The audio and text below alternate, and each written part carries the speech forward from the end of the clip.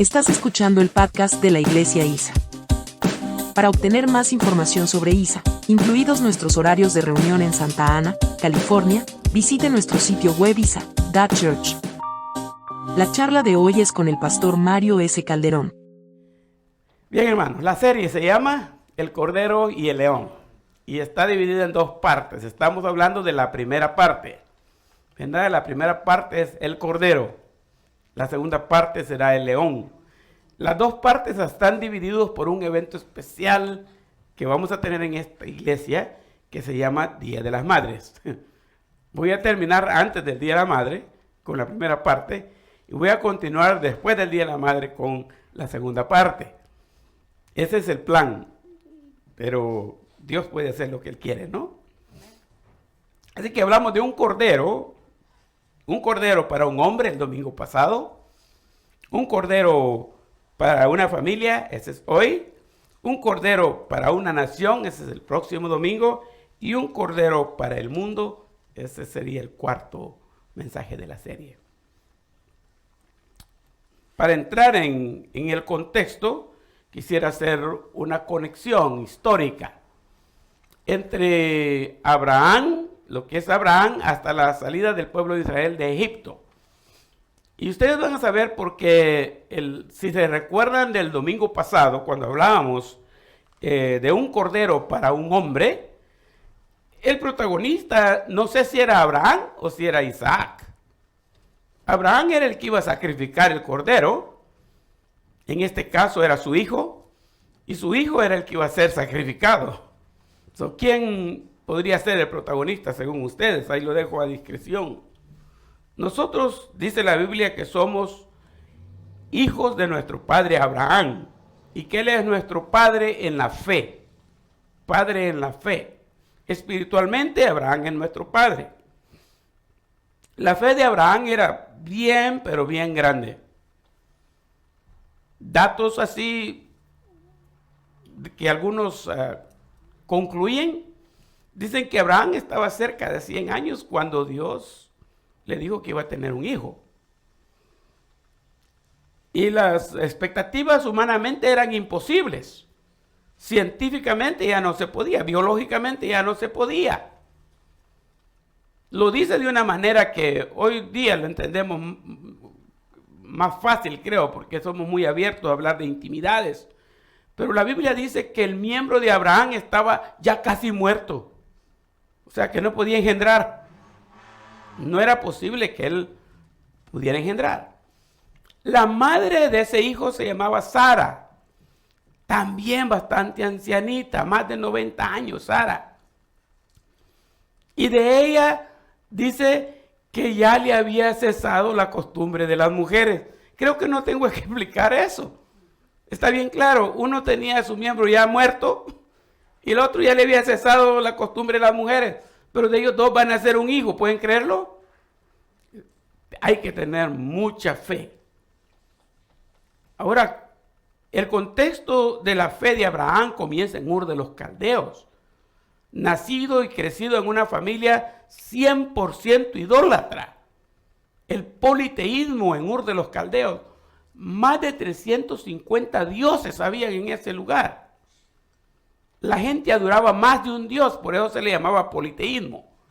Si nosotros somos monoteístas, y el monoteísmo está compuesto por tres grupos. Creemos en el monoteísmo. Monoteísmo quiere decir que creemos en un solo Dios. Los evangélicos, los católicos y los musulmanes. Somos los únicos tres grupos monoteístas que creemos en un solo Dios. No estoy diciendo que en el mismo Dios, pero en un solo Dios. Después están los politeístas que creen en muchos dioses. La India creo que lleva el número 1 en cantidad de dioses. El dios principal de ellos es la vaca. Y está el grupo que también se conoce como los ateístas, que no creen en ningún dios. Hay ateístas, hay politeístas y hay monoteístas. Nosotros estamos entre el monoteísmo. Ahora, Abraham está criado y formado, sus raíces bien fuertes. Si él dijera, yo tengo que morir en la religión que mis papás creen, ¿cuál de todas las religiones buscaría? Porque tenían tantos dioses. Y por si eso fuera poco, Abraham aparece ahora con un nuevo Dios en el área. Y ese nuevo Dios de Abraham va a ser el Dios verdadero. Y ese va a ser el cambio que Abraham va a hacer. Se va a mover del politeísmo al monoteísmo. En lugar de creer en tantos dioses que sus familias y sus países creían, ahora él va a creer en un solo Dios. Y ese Dios es el que le está diciendo, sal de tu tierra y de tu parentela a la tierra que yo te mostraré. Y es así como comenzó ese peregrinaje, Abraham. Un día vamos a hablar despacio, quizás lo que en la Biblia se conoce como las jornadas de Abraham. Los procesos, los pasos, los lugares donde él fue caminando con Dios, sin saber a dónde iba, inseguros del destino que les esperaba. Imagínense la mujer cómo le gusta tener seguridad y que el hombre le diga, empaca tus cosas porque nos vamos. Y ella dice, ¿y para dónde? Pues no sé, pero empácate porque nos vamos. Pues no sé si la mujer de hoy seguiría al hombre en ese caso, ¿no? Sí. Nosotros cuando inmigramos a Estados Unidos tuvimos que hablar bastante. Y la primera definición mía era, yo solo no me voy. O se va ella y nos llevamos los hijos juntos o no me voy. Es bien difícil tomar esas decisiones como familia, porque queremos estar seguros. Queremos estar seguros que todo va a caminar bien. Pero Sara se sometió a Abraham y lo siguió sin saber a dónde iban. Y en el camino nomás salieron, comenzaron a recibir bendición tras bendición tras bendición. Aun cuando no iban en la dirección correcta, porque iban un poco desviados. Domingo hablé un poco de eso. Pero la bendición les estaba llegando. Y cuando llegaron al lugar, se fueron de paso. Tenían que quedarse en Canaán y cuando acordaron estaban en Egipto. Allá en Egipto ocurre una circunstancia difícil que obligó a Abraham a mentir y darse cuenta que la relación que estaba teniendo con Dios no era la correcta y regresaron a Canaán y se establecieron en Canaán.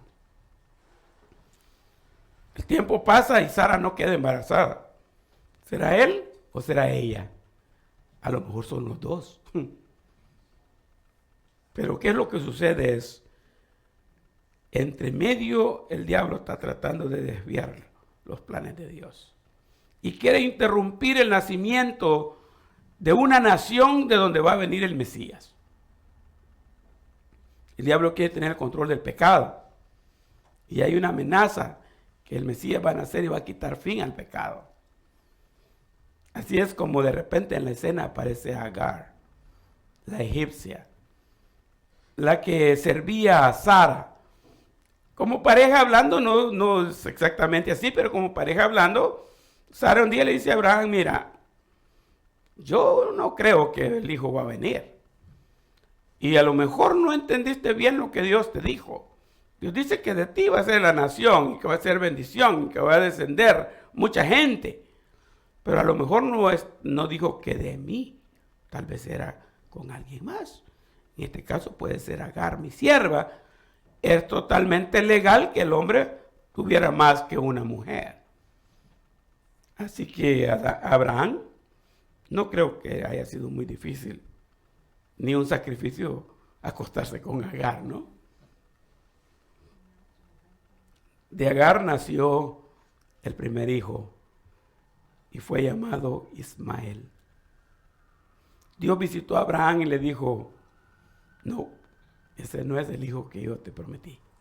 Ese no es. El hijo que yo te prometí todavía viene en camino.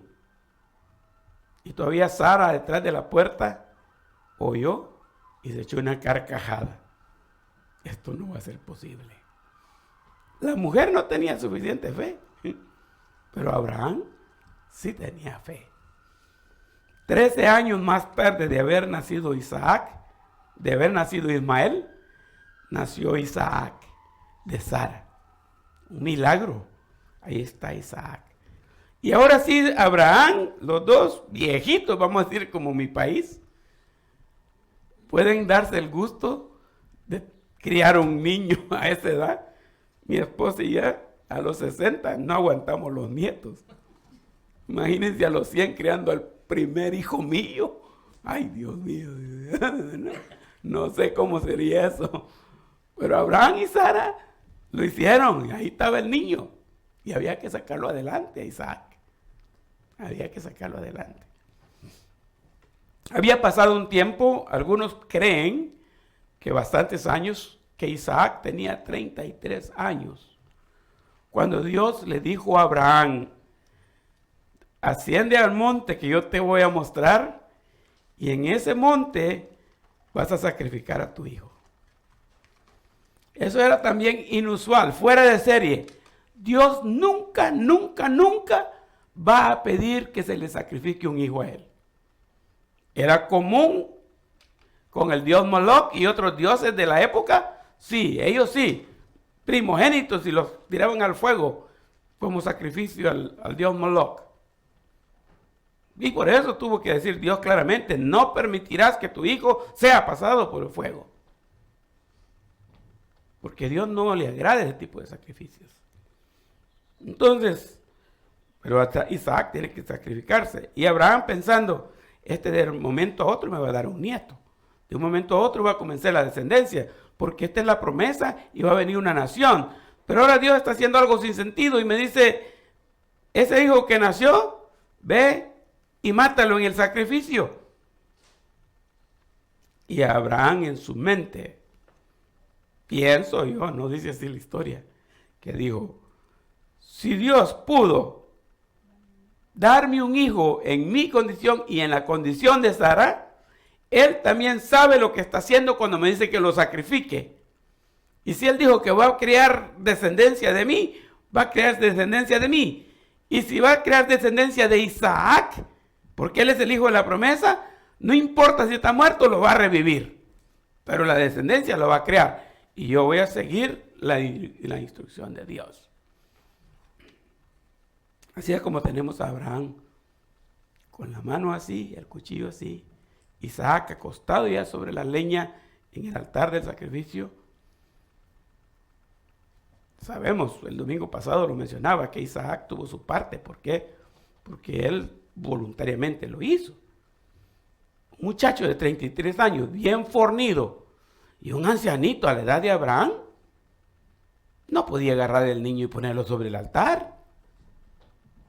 Él lo hizo todo también voluntariamente. Ahora, cuando tiene la mano lista para degollarlo, aparece el ángel desde el cielo y le dice a Abraham, no lo hagas. Ya vi que tienes fe y que no rehusaste de entregarme a tu hijo. Y Abraham, en el mismo rato que dice eso, echa un vistazo y enredado en unos matorrales, ahí estaba un cordero. Y ese cordero sirvió como sustituto de Isaac. En lugar de matar a Isaac, fue ese cordero que se sacrificó. Un cordero para un hombre era el tema, ¿no? Ya sea para Abraham, porque se salvó de matar al hijo, o el sustituto para Isaac, porque se salvó de morir. Pero eso fue el cordero que Dios proveyó. Abraham continuó su jornada, no terminó ahí. Después de un tiempo de Isaac, nació Jacob y Esaú. Después de un tiempo de la vida de Jacob, nacieron 12 hijos, y esos 12 hijos se conocen como las 12 tribus de Israel, y de esas 12 hijos de Jacob se engrandeció la nación. Jacob, con sus 12 hijos, uno de ellos se llamaba José, tuvo la situación de escasez de alimentos en la tierra de Canaán. Ahora es bien interesante eso, porque cuando yo vine a este país, no quiero decir que justifico con eso mis acciones, pero yo vine a este país porque en El Salvador había escasez de alimentos. No había trabajo, no había muchas cosas, y alguien decía, del norte viene nuestro socorro, y nos venimos para el norte. Y he encontrado en la Biblia algunos casos, como ustedes se acuerdan de Ruth, la moabita. ¿Cómo es la historia de Ruth, la moabita? Noemí, Elimelech, su esposo, viviendo en Belén, en tierra de Canaán, se encuentran con una escasez de alimentos, con un asunto que no podrían sobrevivir ya, no tenían que comer. Y se ven obligados a emigrar a Moab. Y Moab era una de las naciones que Dios les había dicho que no se mezclaran con ellos. Pero ellos fueron a dar a Moab. Así como nosotros venimos a dar a Estados Unidos. Y muchos cuando venimos de nuestros países, venimos saludables espiritualmente y aquí nos corrompemos. Traemos los hijos instruidos de una manera y de repente se desaparecen. Me duele en el corazón recordar a Iván. Iván es uno de los primeros casos de los niños en la frontera. Y Dios, de alguna manera, que otro día les cuento la historia, obró para que uno de los hermanos de Message Peace tuviera un accidente, tocaron sus carros con la mamá de Iván, sin conocerse. La mamá de Iván chocó con el hermano debido a que andaba llorando porque su hijo lo acababan de agarrar en la frontera y ella no sabía qué iba a pasar con su hijo. Historia corta, el hermano le ayudó, trajeron a Iván, fueron a ser vecino de ahí del área de la iglesia. Iván en El Salvador, un niño sin papá, sin mamá, porque estaba con su abuela allá, en la iglesia servía mucho. Tenía 15, 17 años el muchachito, no me acuerdo, pero allá servía mucho. Y mientras pasó su odisea de la frontera, este niño habló con Dios de todas maneras y en todo tiempo. Y cuando venía a la iglesia y el culto de oración de nosotros, era el primero que estaba arrodillado a la par mía en la silla de enfrente. Y oraba y oraba de una manera tan linda que me inspiraba a mí. La manera como él se expresaba con Dios. Lo hicimos parte de la música, porque era muy bueno para la música. Pero luego comenzó a hacer dinero. Y muy poco tiempo después perdimos contacto con Iván. Se nos desapareció. Sabemos que por ahí está. Me aparece a veces en Instagram, pero no hay manera de restaurar esa comunión con él. No está perdido, no hay enemistad, no hay nada, pero él se ocupó tanto de los bienes materiales que lo espiritual lo dejó de fuera. Jacob tuvo escasez en la tierra de Canaán y tuvo que emigrar con toda su familia para Egipto. 70 personas eran las que llegaron, dice la Biblia, a Egipto. De Abraham, que no tenía hijos y no podía, ahora ya hay 70 llegando a Egipto, descendientes de Jacob. Y ahí en Egipto comenzaron a extenderse y a bendecirse. La historia dice, nació un faraón, muchos años después, nació un faraón que no conocía a José ni la historia de Jacob, y lo que él comenzó a ver de manera administrativa de su reino en Egipto es que el pueblo de Israel cada día era más bendecido, engrandecido, multiplicado, y esta multiplicación vino a ser una amenaza para el faraón.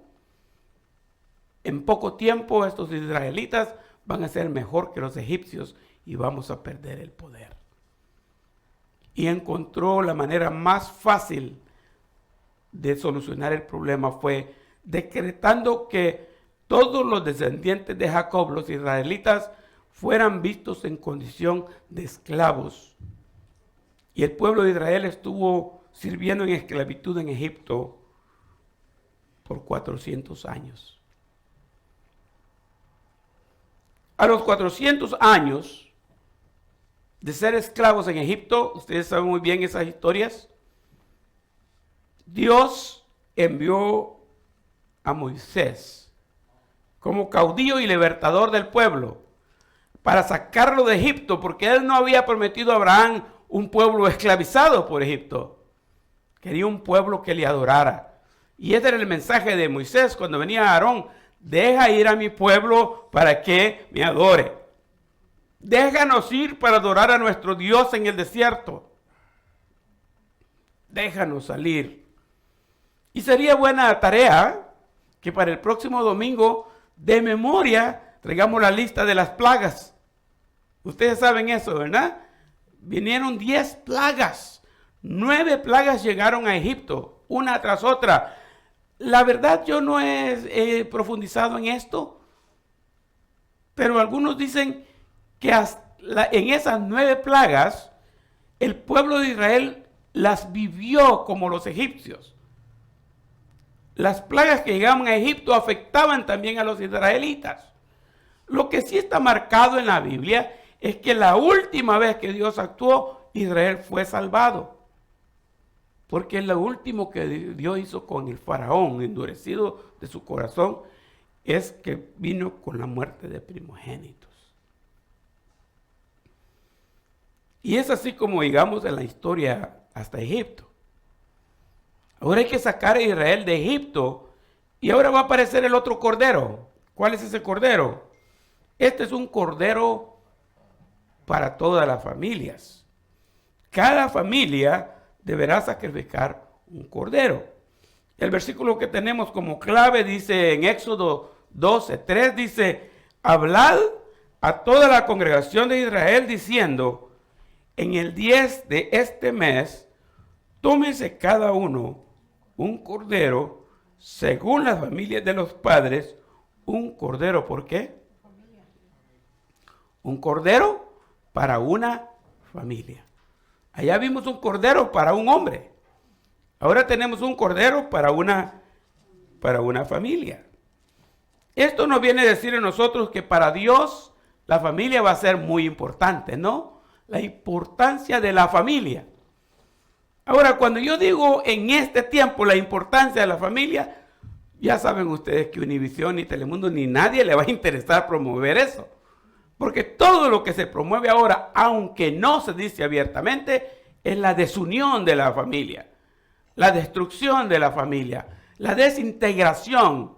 Y cada ley que se pasa, cada programa que abren, cada acción que toman los gobiernos o la sociedad, tiene que ver con darle libertad a cada individuo. Que nadie pertenezca a nadie. Que cada quien tome sus propias decisiones. Que no haya quien le rija nada. Que cada quien viva su vida como ellos quieren. Es muy triste. No estamos en ese movimiento ahorita, pero es muy triste que la ley permita que entre los niños practiquen el aborto sin que los padres se den cuenta, aunque eso está también negociado con la ley. Pero no les pueden dar una pastilla sin que los papás lo autoricen. Tiene un dolor de cabeza y hay que darle medicina. Primero que hablarle al papá. La pastilla no se la podemos dar. Pero abortar sí pueden ir cuando quieran sin que se den cuenta los papás. No hace sentido nada de eso. La única manera que hace sentido es que el movimiento quiere desintegrar la familia. Y al desintegrar la familia, desintegra la iglesia. La iglesia ya no predica. Y eso es lo que quiere el enemigo. Y al desintegrar la familia, desintegra las naciones. Y las naciones se vuelven un caos. Ya nadie sabe quién es quién. Y comienzan a haber desórdenes. A veces se asusta uno. El viernes, Dios mío, dijo mi esposa al lado mío. Y todos estos, ¿cómo se nos están atravesando en el freeway? Porque aparecía uno aquí, el otro por aquí, el otro. Y yo iba por ahí. ¿Cuál espacio tendré para mí? Iban como que en una autopista libre corriendo. Y no solo uno o dos. Cuando acordábamos otro grupo y otro grupo. Y mi hijo dijo, no sé qué está pasando hoy, pero todo el día ha sido loco en la calle. Y vamos para peor. Porque el mundo no tiene control. Y no quiere que lo controlen. Pero el pasaje, recuerda ahí dice, ¿qué dice ahí? Según las familias de los padres, un cordero por familia. A través de toda la Biblia, en el Antiguo Testamento, vamos a ver que los padres eran los que tomaban el control de su familia. Los padres tomaban el control de la familia. No hablamos de eso porque se enojan las mujeres hoy día. Y al hablarlo, no puede hablarse sin tocar el desorden que el hombre ha hecho, dándole rienda suelta al machismo. porque ambas cosas son extremas, ¿no? Y el hombre era responsable de traer el alimento a la casa. Y el hombre era responsable de dirigir espiritualmente esa casa. Y por eso es que Abraham construía un altar y construía un pozo. Construía un altar y construía un pozo. ¿Se acuerdan que lo vimos el domingo? ¿Sí? Cada vez que caminaba en su jornada, al llegar a cierto lugar, construía un altar y adoraba a Dios. Y ahí estaba toda su familia adorando a Dios. Y construía un pozo, porque de allí era donde iba a vivir, era desierto, y el pozo le iba a proveer el agua para regadíos y para todo. El pozo había que construirlo. Lo material iba a la par de lo espiritual. Lo material y lo espiritual. Lo material y lo espiritual, por el bien de la familia. Vamos a ver que Noé pasó un gran susto con su familia. Todo ese tiempo que estuvieron metidos en el arca, y después de 6 meses, el arca encalló en el monte de Ararat.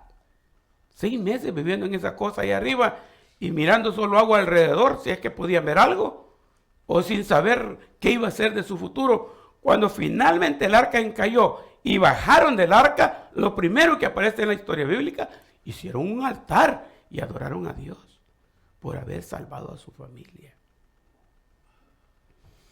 Hay un hombre que yo lo admiro mucho y una vez estudié un libro y después lo volví a estudiar y lo volví a estudiar porque es un libro basado en el comentario de Job, la vida de Job.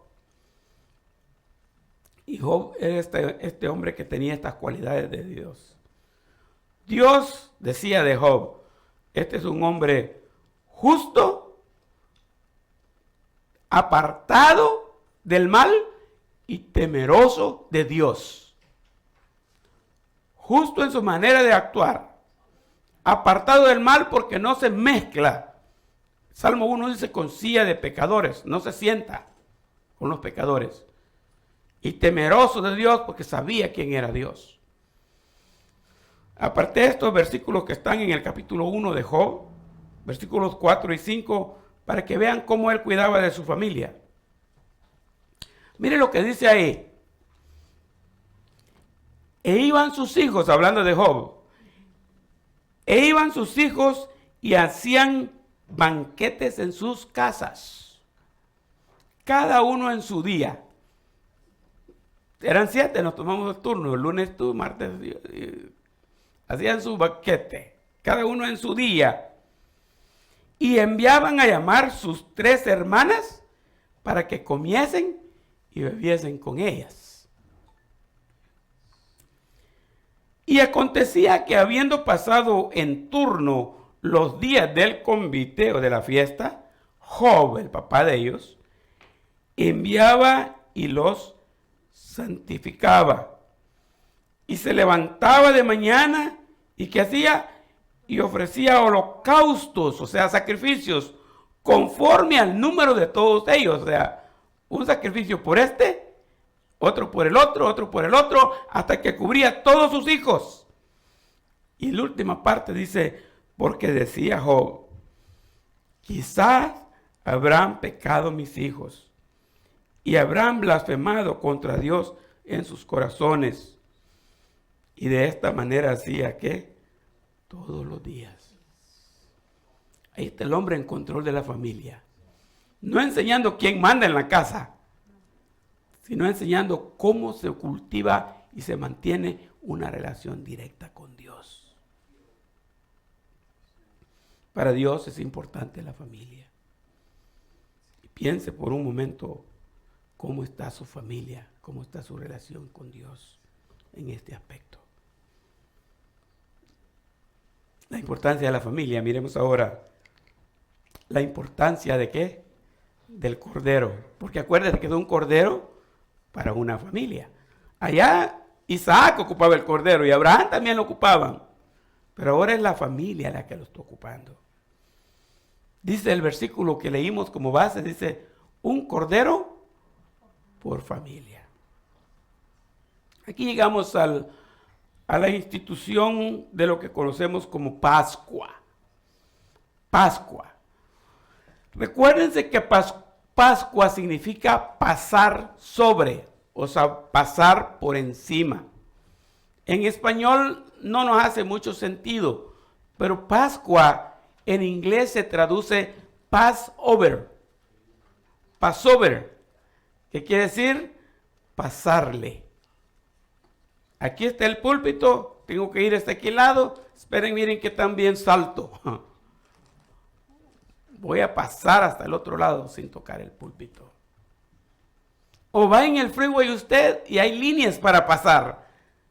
El tráfico va lento y hay una línea para que se hagan a la derecha y los demás pasen.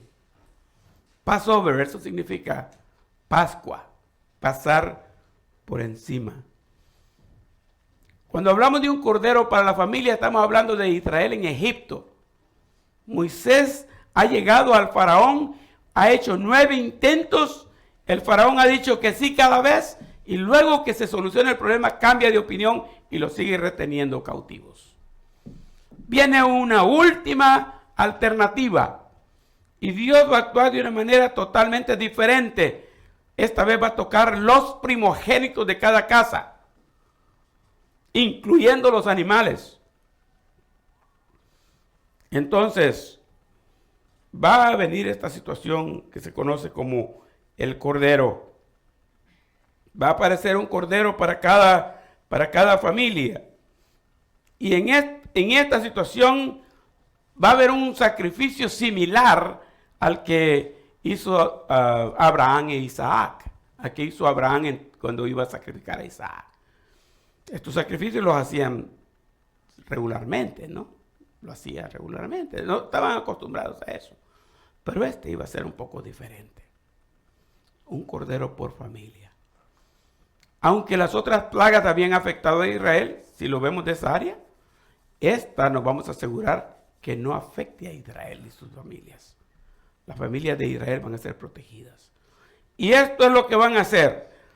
Van a agarrar un cordero, y ahí está en el pasaje, lean despacio, Éxodo 12, ahí está bien marcadito todo paso por paso. Yo no tenía el tiempo para seguir ese proceso aquí, pero lea despacio en su casa, Éxodo 12, y se va a dar cuenta la clase de cordero sin defecto, un cordero especial, el mejor de todos los corderos, ese es el que iban a seleccionar. El cordero iban a matarlo como sacrificio, ese cordero, pero la carne se la iban a comer. Ahora, si las familias de Israel comían como yo como bien poquito, aunque hay otros que comen menos que yo. Pero a mí no me conviene que me inviten a un buffet, no lo vayan a hacer, porque agarro mi poquito de arroz y frijoles y ya quedé lleno. Y no vale la pena pagar tanto. Pero si acaso la familia comía bastante, comerse un cordero entero era mucho. Entonces da chance y dice, si el cordero es demasiado y no lo alcanzan a comer, puede ser compartida la comida con otras familias pequeñas. Ahí están los datos en Éxodo 12. La sangre la van a guardar y la van a utilizar para pintar los dinteles de la puerta. Esa es la palabra que usa la Biblia, dinteles. Nosotros, como somos inglesistas, decimos frames, door frames, los marcos de las puertas. En la entrada se va a pintar con la sangre del cordero, van a pintar los marcos de la puerta.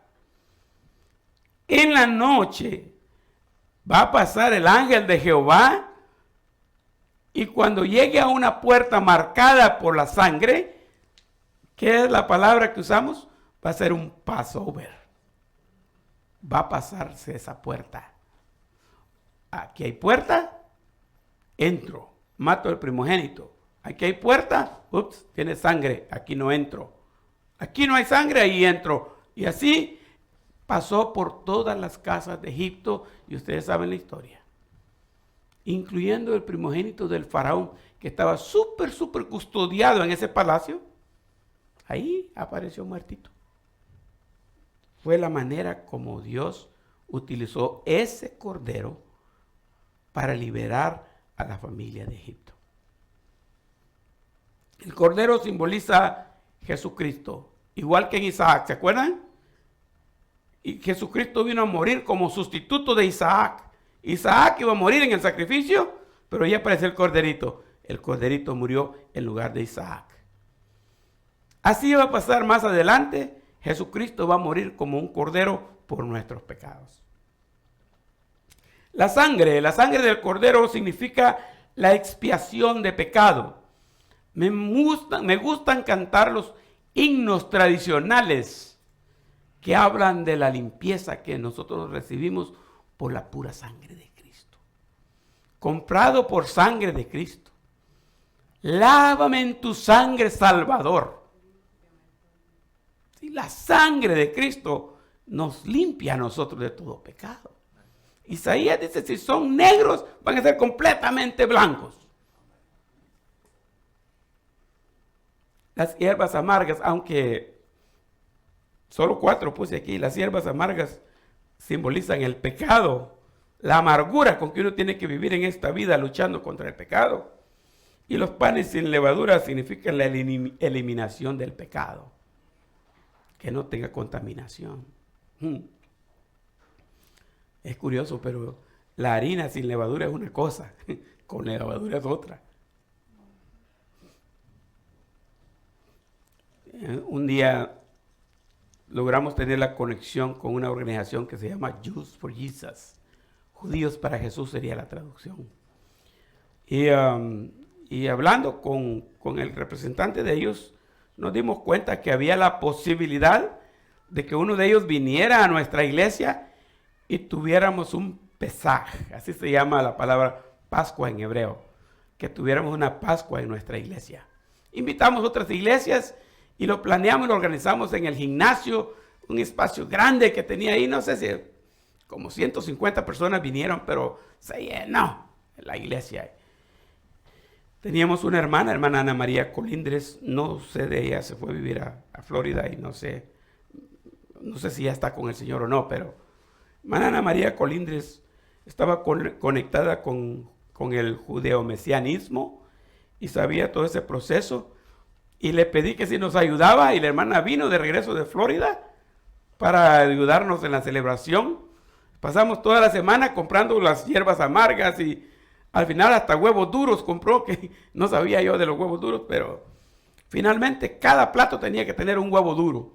Y comprando todas las cosas, a veces en tiendas que no las venden en América, o tiendas especiales que vendían. Pero hicimos la comida. Y el rabí viene y da la plática y eso es todo, ¿no?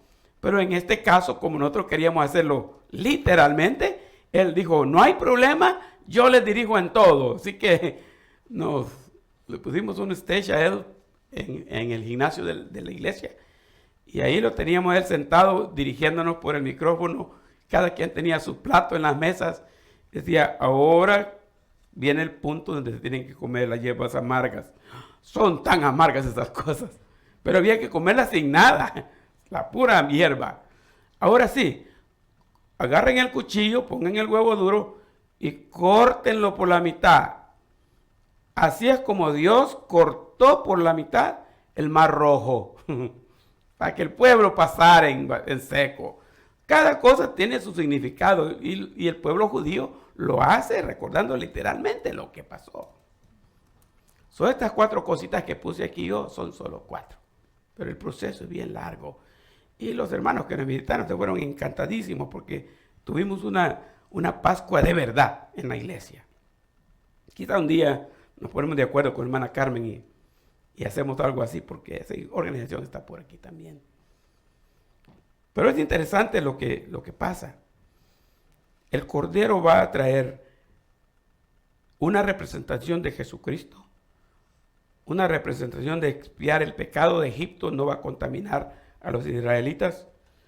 Las hierbas amargas les van a liberar de la servidumbre, de la esclavitud del pecado o de la captura que tienen ahí en Egipto. Van a ser libres y finalmente van a poder adorar a Dios libremente en el desierto. La importancia de la sangre. Dice, y tomarán de la sangre y la pondrán en los dos postes y en el dintel de las casas en que lo han de comer. El versículo 13 dice, y la sangre os será por señal en las casas donde vosotros estéis. Y veré la sangre y pasaré de vosotros, y no habrá en vosotros plaga de mortandad cuando hiera la tierra de Egipto. Esa es la promesa. Pasaré de vosotros. Ahí está Pascua. Hebreos 9:22 dice así, y casi todo es purificado según la ley con sangre, y sin derramamiento de sangre no se hace remisión. Si no hay derramamiento de sangre, no hay remisión de pecado. Así que el Cordero tiene que derramar su sangre. Y así es como Jesucristo tuvo que derramar su sangre.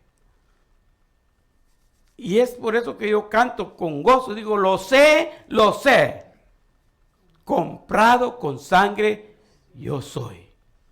Lo sé, con Cristo al cielo yo voy. Qué bonito hablar individual, pero me pega bien duro, porque estoy hablando de la familia. Yo sé, y les he dicho a ustedes, solo estoy seguro que yo me voy a salvar, no sé los demás, nadie más, porque cada quien tiene su propia fe. Pero es responsabilidad mía ser ejemplo para mi familia. Vivir la vida lo mejor cerca de Dios posible. Hacer yo lo que yo tengo que hacer en representación de la familia. Yo soy el sacerdote o la sacerdota que Dios ha traído a esa familia. Y de usted depende que sus hijos estén bien con Dios. El versículo que leí dice, pues yo pasaré aquella noche por la tierra de Egipto y heriré a todo primogénito en la tierra de Egipto, así de los hombres como de las bestias.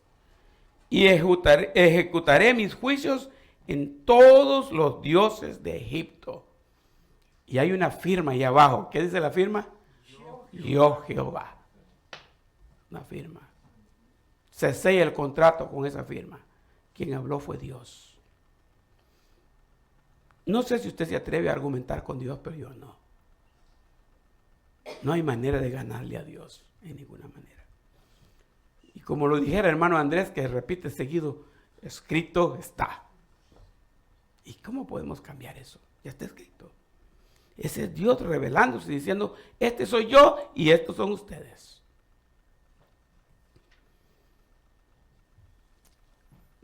Yo sufro por mis hijos. Y quisiera estar seguro que ellos están bien con Dios. Quisiera estar seguro. Y quisiera que fueran pequeñitos todavía. Porque pequeñitos van donde uno los lleva, ¿no? Ahora nos vamos para acá, mijo. Ok, ¿y para dónde le hacen? Pues súbase al carro que ya nos vamos. Y llega un tiempo cuando crecen y dicen, ay, no me gusta ir.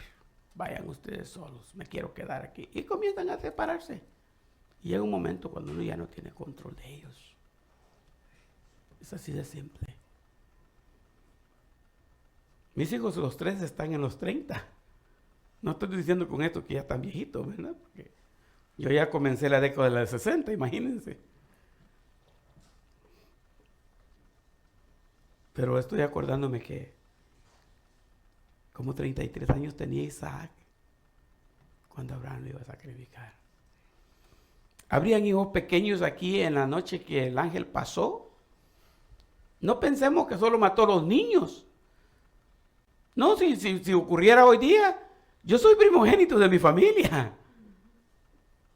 Y aunque tenga 60 años, se va este primogénito. Está en la colada. No importa la edad que tengan nuestros hijos. Es nuestra responsabilidad ser sacerdotes para ellos y sacerdotas. Interceder por ellos todo el tiempo. Y clamar a Dios. no tenemos que matar corderitos, ¿verdad? No vayan a ir a hacer eso y cuando la ley los visite digan, el pastor dijo, van a meter en problemas a mí. ¿Ya? No se trata de eso, ¿no? Porque todo eso lo cumplió Jesucristo cuando murió en la cruz del Calvario. Ya no hay más. Ya no se mueren los animalitos, ya murió Jesucristo por todo. Pero yo cierro con esa pregunta, ¿no? ¿Cómo está nuestra familia hoy? Por eso es que no debemos dejar de orar por nuestra familia. Ahora recuérdense, yo estaba mencionando esta semana en la reunión que tuvimos. Yo tengo clasificación de oraciones. Hay una oración que yo la hago que es bien personal, entre Dios y yo. Y ahí le cuento a Dios todo lo que no quiero que nadie se dé cuenta de mí, porque me da vergüenza. Menos mi esposa, porque me va a regañar y vamos a pelear. Eso se lo cuento a Dios. Lo malo que yo soy, se lo cuento a Dios directamente. Hay una oración que yo la hago como familia. Algunas veces hasta parece tradicional, pero cuando vamos a comer todos juntos, yo oro. Yo soy de esos raros que todavía oran para comer. Oye, muchos no oran. A mí me gusta orar todavía para comer. Y no importa que me miren, mejor que me miren. Y si Univisión me sacara, mejor sería que me saquen orando ahí. Pues no lo van a hacer porque no les conviene. Nadie quiere promover a alguien orando y menos en favor de la familia. Pero nosotros tenemos que tener a nuestra familia ante el altar de Dios constantemente. Los grandes y los pequeños. La pregunta aquí abajo es, ¿está usted presentando su familia ante Dios? El cordero que fue sacrificado en Egipto trajo la liberación de la familia de Egipto. Las familias fueron liberadas y salieron, y bíblicamente está bien mostrado en la Biblia, que saquearon Egipto cuando se fueron. Traer la familia a Dios trae bendición económica. ¿No sabían eso? Amén. No es que va a caer del cielo un montón de dólares. Pero las familias de Israel salieron de Egipto. Los egipcios estaban tan impresionados con el Dios de los israelitas y no querían nada que ver con él porque decían, esto ya llegó al extremo, nos quitó un hijo. Váyanse.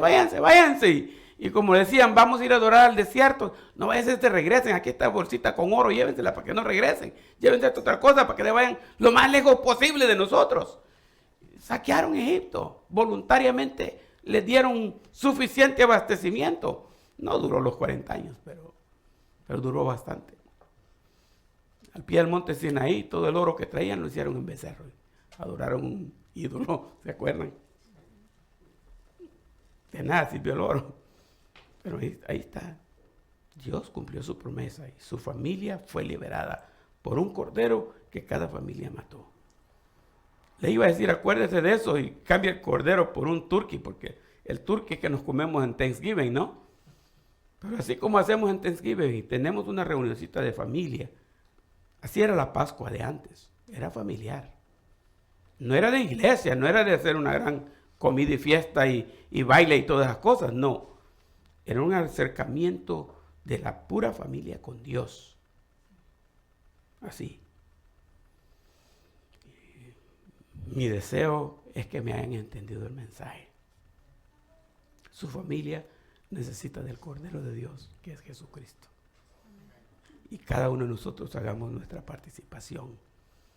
Por fe, confiemos en Dios, que nuestros hijos van a ser liberados del mundo o de Egipto, donde están esclavizados del pecado. Oremos por ellos. Si gusta, nos ponemos de pie y terminamos con una oración. Recuerden que hay una comida por ahí esperándonos y solo nos ayudan por ahí a acomodar mesas y cosas, ¿no? Padre, gracias por esta bendición. Podemos escuchar tu palabra y podemos guardarla en nuestro corazón.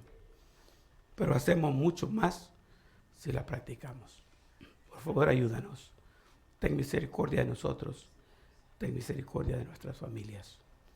Ayúdanos para que cada día podamos bendecir su familia. Y que podamos glorificar tu nombre en todo lo que hacemos. Y que la salvación llegue a nuestra casa como es la promesa.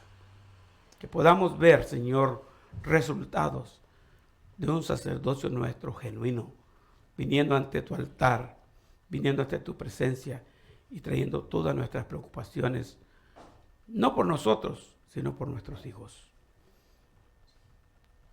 Te damos muchas gracias, Dios, por ser tan lindo con nosotros y darnos la oportunidad de que individualmente hablemos contigo. Que como familia también podamos hablar contigo y servirte con integridad. Y que como iglesia también podamos ser ejemplo en esta comunidad. Y que nuestra familia alumbre la luz de Cristo donde quiera que vivamos. Gracias, Dios, por obrar en nosotros. Llévanos con paz y bendición a nuestros hogares. Ayúdanos a disfrutar de una semana más para tu honra y tu gloria. Y danos gracia y gozo mientras compartimos este compañerismo, disfrutando de estos alimentos que tú los has bendecido y proveído a través de varios hermanos. En el nombre de Cristo Jesús. Amén.